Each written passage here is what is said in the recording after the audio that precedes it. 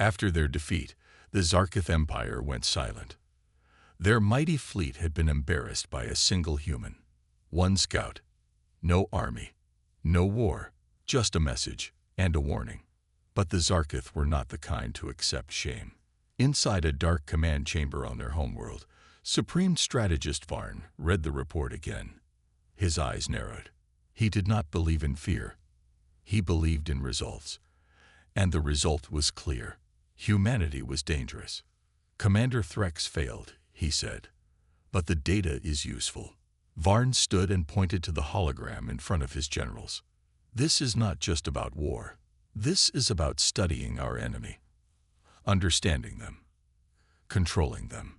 The other officers listened carefully. We will strike again, Varn said, but not to destroy. This time, we will capture the human scout. The room fell silent. Someone finally asked, why just the scout? Because, Varn replied, if one scout can do this much, imagine what we could learn by holding one. A new mission was born. Far across space, Scout Cade sat in a small space station on the edge of human territory. He was calm, focused, and always watching. He knew they would return. The Zarkith didn't like to lose. His orders were clear: observe, report, and avoid being captured. But something inside him felt different this time. He didn't just want to observe. He wanted to finish what he started. The silence of space was broken when the station's radar picked up a strange signal. A ship, Zarkith class, was floating near an asteroid belt. Cade frowned. Too easy, too open. He scanned deeper. It looked like a damaged ship. No weapons active, lights flickering. A distress signal blinked every few seconds. But it felt wrong. He knew it was a trap. Still, he smiled. Let's see what kind of game they're playing. Cade flew toward the ship in a stealth craft. Small, quiet, and fast. He moved through the asteroids like a shadow. The Zarkith ship spun slowly, as if broken. Its hull had blast marks. The distress beacon kept flashing. Cade docked his ship silently. No alarms. No defenses. Strange. He stepped inside with his scanner ready. The halls were dark, wires hanging from the ceiling. Sparks flew from broken panels. He walked forward slowly, checking corners. Then he found them. 5 Zarkith bodies on the floor. Dead. But something felt off. Their wounds were too clean. 2. Stage. Before he could scan the area, the door behind him slammed shut. Gas hissed from the walls. Cade didn't panic. He grabbed his mask and activated a counter device. I knew it, he whispered. On a hidden ship nearby, Strategist Varn watched a screen showing Cade trapped inside. He's inside the shell, an officer said. Begin Phase 2, Varn ordered. Suddenly, the fake ship shifted. Hidden engines turned it, pulling away from the asteroid field and jumping into hyperspace, with Cade still inside. We have him, Varn said with a grin. But that smile didn't last long. Inside the trap, Cade opened a panel in the wall and plugged in a small device. It beeped 3 times, then flashed green. He grinned. You really think I didn't see this coming? He tapped his wrist. Across the galaxy, a silent alert reached a secret human outpost. Message: Scout Cade compromised. Begin Ghost Protocol.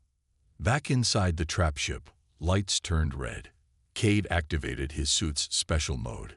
His body flickered, then vanished. Cloaked. Invisible.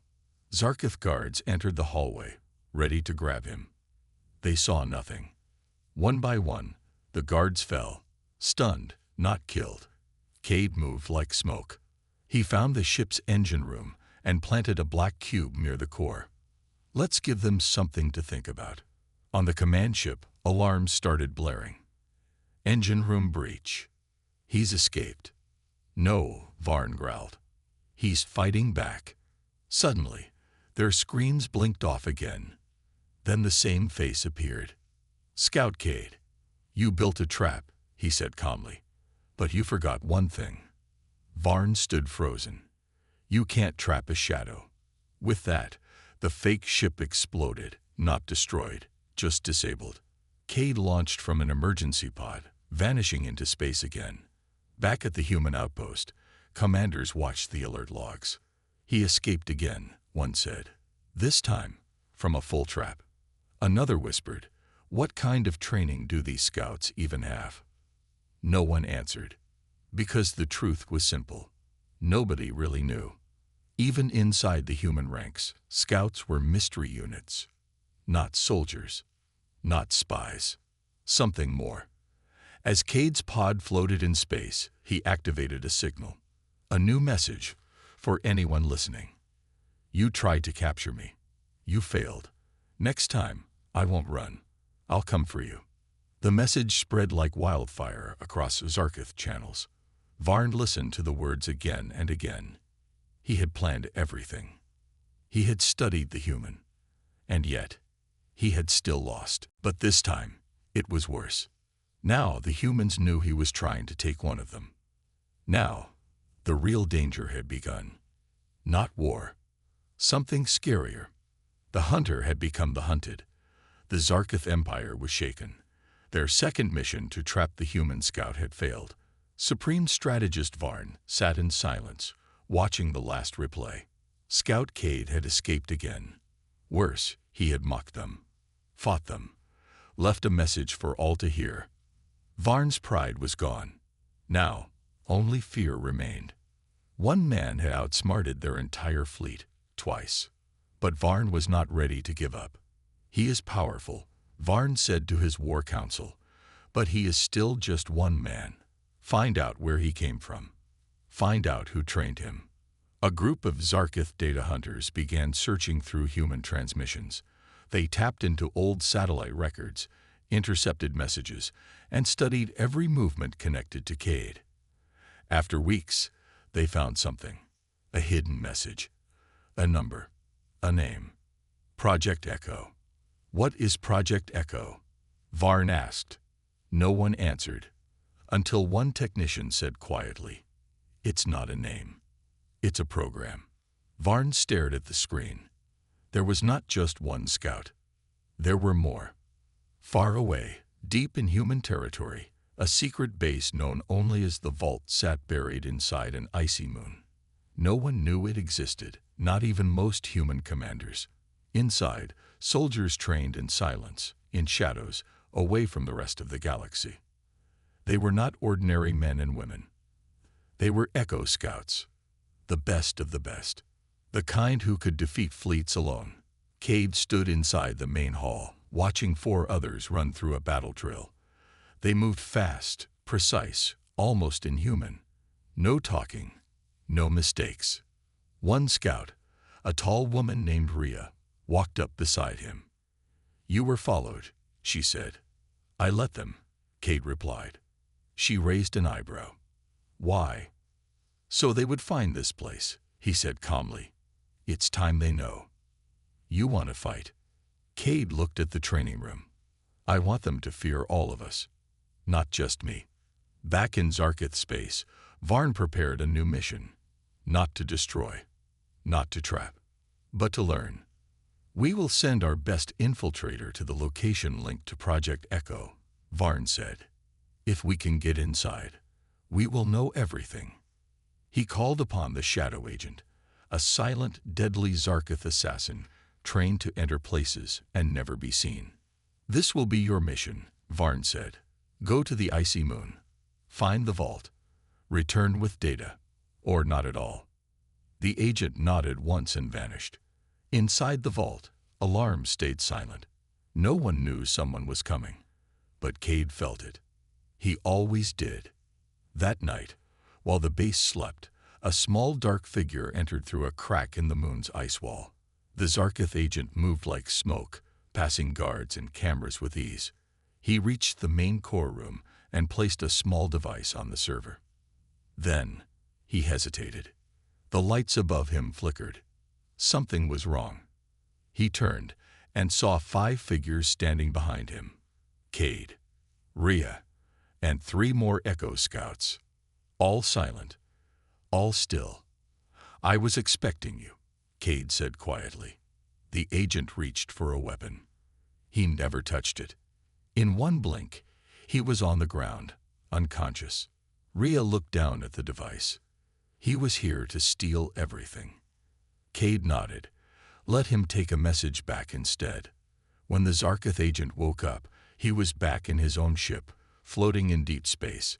He had no memory of how he returned, but in his hand was a metal card. He opened it. One line was burned into the surface. "We are Echo, and we are many." He returned to Varn, shaking with fear. For the first time, Varn felt something he never expected. Not anger, not shame, but doubt. "How many are there?" he whispered. No one knew, because Project Echo wasn't just 5 or 10 scouts. It was a whole army. Not one that fought wars, but one that stopped them before they started. In the icy moonbase, Scout Cade stood on a high ledge, looking down at the new recruits arriving. "They're scared," Rhea said beside him. "They should be," Cade replied. "They thought I was the army." Rhea smiled. "Now they know the truth." Cade turned to her.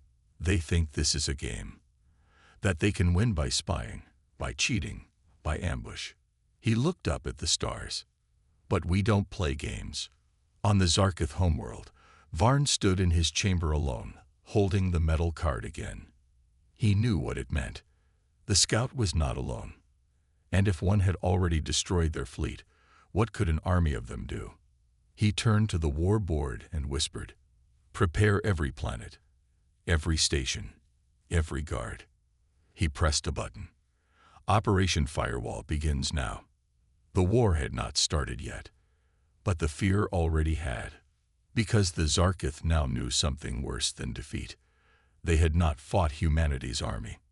They had fought a scout, and there were many more like him, waiting, watching, ready. Supreme Strategist Varn stood in the deepest chamber of Zarkith Prime. His empire was falling. The people were rising. His army was broken, and all of it began with a single human scout. Now Varn had only one option left. He opened a sealed vault that hadn't been touched in over 200 years. Inside, frozen in metal, was Project Oblivion. "Wake it," he said to the computer. The machine hesitated. "Warning. Project Oblivion is unstable." "I don't care," Varn growled. "Activate it now." Lights turned red. Cold steam hissed from the floor. Slowly, the container opened, and out stepped a creature. Not machine, not alien, not human. Something in between. It had no name. Only a code. Unit 00X. The Empire's last weapon. Built from stolen human DNA and dark energy. Programmed only for destruction. In the far reaches of space, Cade felt it. He was not psychic. He didn't see visions, but his instincts screamed. Something had changed. Rhea noticed his silence. "What is it?" Cade looked up. "They just released something. Old." "How do you know?" He turned off his console. "Because the stars feel colder now." Unit 00X moved like a shadow through the Empire. It needed no ship. It rode energy waves. It didn't speak. It didn't sleep. Its orders were simple. Erase Echo. Erase Kayla. Erase Cade. The Zarkith commanders didn't understand what they had unleashed, but Varn did. "This creature was made to do one thing," Varn whispered. "Turn hope into ashes." Kayla was on a transport ship, speaking to a group of new rebel leaders from 3 planets. She had become a symbol. Her voice, her fire, her belief that even the weak could rise. Suddenly, the ship's alarm screamed. "We've been hit," shouted the pilot. The ship spun wildly. Flames shot from the rear engine. Before anyone could act, a dark figure appeared inside, without opening a door, without making the sound. 00X. Its eyes glowed like stars dying. Kayla froze. The creature raised its hand. The walls cracked from energy. Lights exploded. Kayla was thrown back, unconscious. Just before 00X could strike the final blow, the ship shook again. A small vessel crashed through the cargo bay. Smoke, metal, and light filled the room. Then came a voice. "You're not the only shadow out here." Cade stepped into the fire. He moved fast, echo fast, but 00X was faster. The two crashed into each other, blurs of motion, fists of lightning, minds trained for war. Cade knew this thing was different. It wasn't just a soldier. It was rage turned into a body. They fought through the ship's corridors, crashing through walls, ripping apart steel. 00X didn't speak. It didn't bleed. And it never stopped. Rhea arrived with reinforcements. They pulled Kayla out of the wreckage, barely alive. Her eyes opened for just a second. "Cade," she whispered. "He's fighting alone," Rhea said. "But he's not alone for long." Back in the burning corridor, Cade was thrown against a wall. His armor cracked. Blood ran from his mouth. He gasped, "You're not." Echo. 00X tilted its head, almost curious. Cade smiled through the pain. "That's your weakness. You don't believe in anything. You only destroy." Then he pressed a button on his wrist. From deep in space, something answered. A signal. An old one. Meant for only one thing. The Echo call. Across the galaxy, Echo scouts heard it. Jun dropped his mission and jumped to hyperspace. Vera left her shadow post and raced toward the signal. Even retired scouts, thought lost, answered. They all returned, because Cade had called. And Echo always answers. Back on the broken ship, Cade stood again. Bloodied, bruised, but smiling. "You thought I was the army," he said to 00X. "You were wrong again." Outside the ship, dozens of small crafts appeared. Echo ships, silent and deadly. Scouts dropped into the wreck, one by one. They didn't talk. They moved like ghosts. 00X turned to face them. But now, it was outnumbered. The fight was brutal. Faster than any camera could follow. Energy blasts, teleport strikes, mind traps, hologram tricks. Cade fought side by side with his team, his family. Each one had trained alone. But together, they were unstoppable. They didn't destroy 00X. They didn't need to. They trapped it, sealed it in a collapsing energy core, then launched it into deep space. Not dead, just gone. Kayla woke up fully in a recovery bed. She saw Cade sitting beside her. "You saved me again," she whispered. He shook his head. "No, you saved yourself. You could have let the Empire fall slowly," she said. "Why come for me?" Cade looked out the window. "Because people like you are rarer than warriors. You start change. I just protect it." Varn received the news. 00X. Lost. Echo. Alive. The people, stronger than ever. He sat alone in his office. The Empire was no longer his. He knew it. The sky above the small human outpost was filled with alien warships. Their size blocked out the sun. Thousands of ships floated silently, waiting. The ground shook with the power of their engines. From orbit, it looked like a full-scale invasion. The Zarkith Empire had finally come to attack humanity. For months, they had searched for the edge of human space. Now they had found it. A small, unprotected planet with one military station and no defense fleet. The perfect place to strike first. Their commanders believed this would be an easy victory. Inside the lead alien ship, Commander Threx stood on the bridge, looking at the planet below. He had fought many wars. He had destroyed worlds. But this was different. This was the start of something bigger, the end of humanity. He turned to his second officer and said, "Send a message. Tell them to surrender or be destroyed." The officer nodded and pressed a button. A loud signal echoed through space. The message was sent. No reply came. 10 minutes passed. Then 20. Still nothing. Commander Threx's smile turned into a frown. Are they hiding? Suddenly, a small dot appeared on the radar. It was moving fast. Too fast for a normal ship. It came from the surface of the planet and flew straight toward the alien fleet. What is that? Threx asked. Unknown, the officer replied. It's human. A single scout ship. The room fell silent. One ship. The Zarkith had brought thousands. The small human ship stopped just outside the alien fleet. No weapons were armed, no shields raised. Then it sent a message. Only one voice spoke. Calm, cold, confident. This is Scout Cade. You have entered human space. Leave now. Commander Threx laughed. Is this a joke? One man. He leaned forward. Tell him we're here to destroy their army. The human reply came quickly. You're not facing the army. Just me. The bridge became quiet again. No one knew how to respond. Commander Threx narrowed his eyes. Destroy him.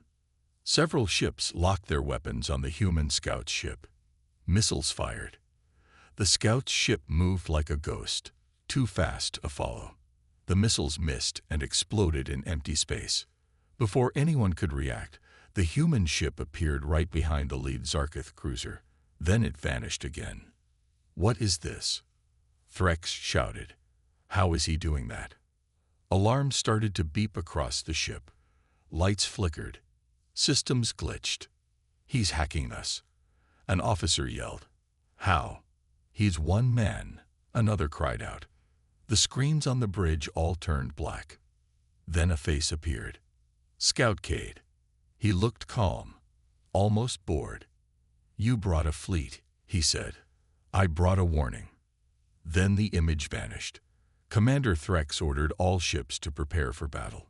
Find him. Destroy him now. But the fleet was already in chaos. Ships lost control. Some crashed into each other. Others lost power. One battleship exploded without warning. In less than 5 minutes, 20 ships were down, and the human scout hadn't fired a single shot. Inside the Zarkith command ship, panic spread. No one had seen anything like this. One man, one small ship, and he was tearing apart an entire fleet. The crew looked at Threx, waiting for orders. But the commander said nothing. For the first time in his life, he was afraid. Then the human voice returned, echoing across every ship. This is your first and only warning. Leave now, or next time, I won't be alone. The words sent chills through every Zarkith officer. What did he mean? Was this scout the first wave? Was the real human army still coming? No one wanted to find out. The fleet began to retreat. Ship by ship, they turned and jumped into hyperspace. Commander Threx stayed behind for one last moment. He looked at the dark sky, thinking about the scout, about the speed, the power, the confidence. He realized something. They had never faced the human army. They had only faced a scout, and he had already won. As his ship turned to follow the others, Threx gave his final command. Send this report to the Emperor. Tell him the truth. We are not ready for war with humans. And with that, the last Zarkith ship vanished from human space. On the small planet below, Scout Cade stood alone on the surface, watching the sky clear. He smiled. His mission was complete, but he knew this was just the beginning. Because next time, the aliens wouldn't send a warning fleet. They would send everything they had. And when they did, humanity would be ready. And worst of all, he had no more weapons, no more monsters, only his own failure. In space, Cade returned to his small scout ship. The war wasn't over, but a new world was beginning. A world without empires, a world without control, a world that started with one scout, and now belonged to everyone. The galaxy had changed. The Zarkith Empire was broken. Its chains had been cut by a quiet shadow, a single human scout. But the real fire was lit by the people, by prisoners who refused to kneel, by soldiers who dropped their weapons, by a young woman named Kayla who spoke with courage instead of fear. Now, across hundreds of worlds, the people were rebuilding, not under a flag, not under a throne, but under a new word: freedom. Cade stood on the surface of a green moon. Around him, once dead soil now grew crops. Children ran in the fields. Soldiers helped build homes instead of camps. Kayla walked beside him, her arm still in a sling. "I never thought I'd live to see peace," she said softly. Cade nodded. "Peace isn't the end. It's the beginning." She smiled, still talking like a scout. "Always." They looked up. In the sky, ships flew, not for war, but for trade, science, and rescue. Change was real. But it wasn't finished. Far from the new colonies, a secret meeting was held on an ancient Earth space station, Outpost Helix. Only a few were invited: Kayla, Cade, Rhea, Echo commanders, and a few leaders from the newly freed worlds. A large room lit by blue light. No soldiers, no weapons, just questions. One Zarkith rebel leader asked, "Why didn't your people invade us? Why just send one scout?" Everyone turned to Cade. He paused, then spoke clearly. "Because humanity doesn't conquer," he said. "We remember what it feels like to be broken." The room fell silent. Rhea stepped forward. "You thought we were an army," she said. "But we were only scouts, observers. We watched your cruelty for years. We wanted to see if you could rise without us." Kayla's eyes narrowed. "So, you tested us?" "No," Cade replied. "We gave you a chance to choose." Then the big question came. A young alien asked, "Where is the human empire?" Cade looked at Rhea, then at the others. No one answered for a long time. Finally, Cade stepped to the center of the room and told them the truth. "There is no human empire," he said. Gasps filled the air. "We don't rule planets. We don't own systems. After our last great war, we chose something else." "What?" Kayla asked. Cade smiled slightly. "We disappeared." Rhea continued. "We spread ourselves out. One scout per galaxy region. One observer per star cluster. We became whispers. We became echo." "Why?" someone asked. "Because power always corrupts," Cade answered. "Even us. So instead of building empires, we watched others. We guided when needed, but never ruled." Kayla looked stunned. "You could have taken the galaxy." Cade nodded. "Yes, but instead, we chose to protect it." Rhea added, "We only show ourselves when something dark rises, like the Zarkith, or worse." The others looked at each other, quiet. Kayla stepped forward. "So what now? You'll just vanish again?" Cade looked at her with warmth in his eyes. "No," he said. "This time, we stay, not to lead, but to help build." "You changed us," she whispered. "No," Cade said. "You changed yourselves. We just showed you the mirror." Weeks passed. A great gathering was held on the neutral world of Uranus. Every free world sent a representative. A council was born, not an empire, but an alliance, with open seats for all, including humans. Kayla became the first speaker from GalacticPrime. She told the story of a shadow that defeated fleets, and a man who was never truly alone. On the quiet edge of space, inside his small scout ship, Cade received a final message. "Mission complete. Return home if ready." He sat silently, looking out at the stars. Rhea appeared on screen. "You going back?" she asked. Cade smiled. "No, I think I'll stay." Rhea nodded. "They'll need you." "They don't need a scout anymore," Cade replied. "They need a neighbor." He turned off the screen and flew toward the new world Kayla had helped create. Back on Uranus, children were taught a new subject: galactic history. They learned how an empire fell, Not from war, but from one silent scout. They learned the name of the humans and the meaning of the echo mark. And they learned something else, something powerful. That one voice can change a world. That one shadow can carry light.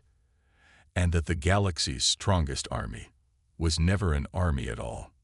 Just one scout. GalacticPrime, the capital of the Empire, was in chaos. Sirens echoed across the sky. Factories were offline. Food lines grew longer, and fear spread faster than any enemy ship. Everyone was asking the same question. How did humans do this? The government tried to control the story. They said it was only a glitch, that the humans had not really won, that the Zarkith fleet was strong and ready. But people knew the truth. Their screens had shown Cade's face. Their systems had failed, and nothing had stopped it. Whispers began to grow. Maybe the humans are stronger. Maybe our leaders lied. Maybe we should not follow them anymore. Inside a prison camp on the cold moon of Thekar 3, something strange happened. The guards stopped receiving orders. Power went out. The electric gates opened by themselves. And in the middle of the camp, a symbol was burned into the metal floor, a circle with a line through it. The echo mark. The prisoners, tired and hopeless before, now looked at each other with new eyes. If the humans could fight the Empire, maybe so could they. They walked out. No resistance, no fight, just freedom. Cade watched the news feed from a quiet station near the edge of Zarkith space. Rhea stood beside him, arms crossed. They're losing control, she said. Cade nodded. That was the plan. Cut the head, then watch the body fall. But now the people are waking up, she added. We didn't plan for that. We don't need to, Cade said calmly. That's their fight. Rhea frowned. And if they win, will they become like the Zarkith too? Cade looked at her. That's why we're watching. On GalacticPrime, Supreme Strategist Varn walked into a meeting room filled with silence. His commanders didn't speak. His tech team looked down. Only one screen was on, showing protest footage from 5 planets. They're burning flags, one general whispered. They're chanting human words. Varn slammed his hand on the table. This is treason. No, a quiet voice said from the back. This is fear. Varn turned to see his advisor, Elok, step forward. They fear what the humans can do, what your plans fail to stop. Varn glared. I made one mistake. You made many, Elok replied. That night, Elok disappeared. No one ever saw him again. The Echo Scouts continued their quiet mission. Scout Baron disabled a weapons factory on Teth 5 without anyone seeing him. Scout Jun placed false codes into the Empire's war satellites, turning them useless. Scout Vira released thousands of prisoners on a mining moon. Each move made the Zarkith weaker, and stronger voices began to rise among the people. A young Zarkith female, Kayla, spoke in a hidden broadcast. I do not want war. I do not want to serve fear. If humans can stand alone, so can we. Her message spread faster than any weapon. She became a symbol of the new voice. Varn knew something had changed. This was no longer just about the Echo Scouts. This was about the fall of control. He ordered a new strategy. Find the humans, he shouted. Kill every echo. Silence every voice. But his own soldiers hesitated. They had seen the symbol too. Some had family in prison camps. Some had questions. Some had doubt. And doubt is deadly in a system built on fear. One night, inside a deep space echo base, Rhea looked at Cade. Kayla's message is getting strong, she said. She's brave, Cade replied. She's not one of us, Rhea said. But she's doing what we never could. Cade thought for a moment. She started a fire, he said. We lit the spark, but she made it burn. Do we help her? Rhea asked. Cade stared into the darkness of space. No, we protect the flame. On the capital world, protests grew louder. Barricades were broken.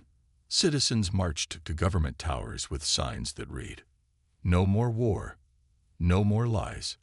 We are not enemies." Soldiers were sent to stop them, but most refused. They dropped their weapons. Some even joined the march. Varn stood alone in his control room, watching the Empire fall apart. One planet had already declared independence. 2 more were close. He whispered, this was not a war. This was a shadow, a ghost. But that ghost had crushed fleets, changed minds, freed worlds, and it had a name. Echo. In the silence of space, Cade sat inside his small scout ship. A message blinked on his screen. Kayla is alive. The people are moving. The Empire is breaking. Cade leaned back in his chair. 1 scout. That's all it took to begin this. Now, the galaxy would never be the same.